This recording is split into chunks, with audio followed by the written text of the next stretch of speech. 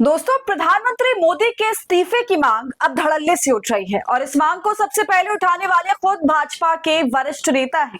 Epstein file के मामले में एक के बाद एक दोस्तों बड़ी गिरफ्तारियां हो रही हैं और अब एक और ऐसा ही नाम सामने आ गया है जिसका जिक्र मैं आपसे इस वीडियो में करूंगी। साथ ही भाजपा नेता ने क्या कुछ कहा है वो भी बताऊंगी और साफ ये कहा जा रहा है कि प्रधानमंत्री मोदी को इससे पहले कि एप्स्टीन फाइल का खुलासा उनको बर्बाद करे उससे पहले इस्तीफा उन्हें दे देना चाहिए।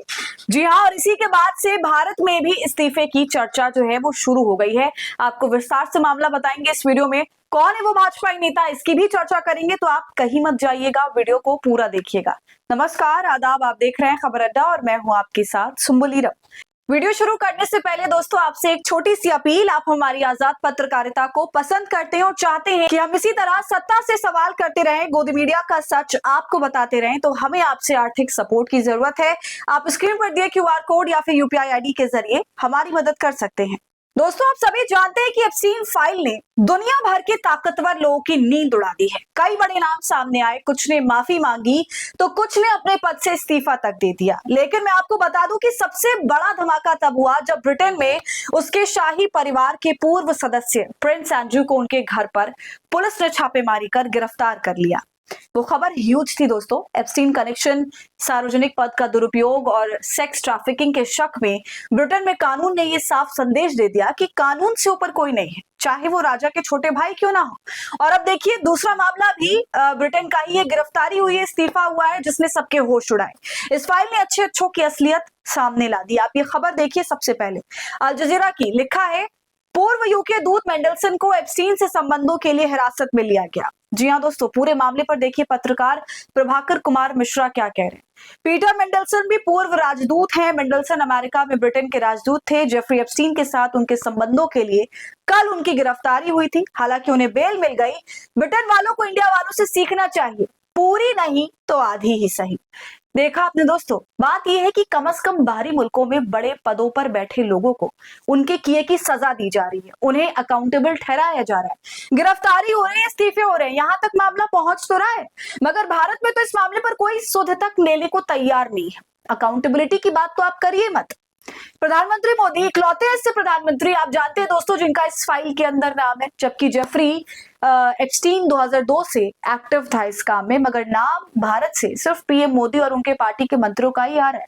और मंत्रियों का नाम तो इस तरीके से आ रहा है कि सब कुछ साफ साफ लिखा है, लेकिन फिर भी उसका कॉलर पकड़ा नहीं जा रहा।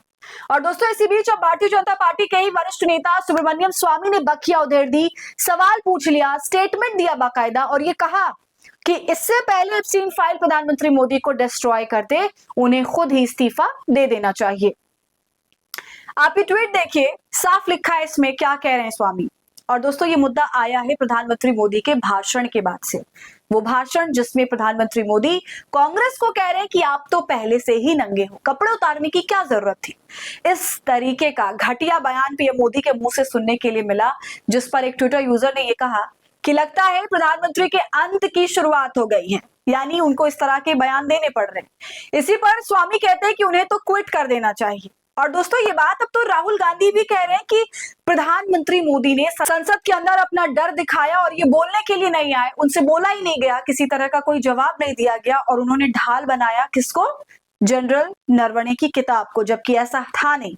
असल बात तो ये थी कि उनको डर था कि एप्स्टीन फाइल के मुद्दे पर, उसके कनेक्शन के मुद्दे पर उन्हें जवाब देना पड़ेगा, जो वो देना नहीं चाहते।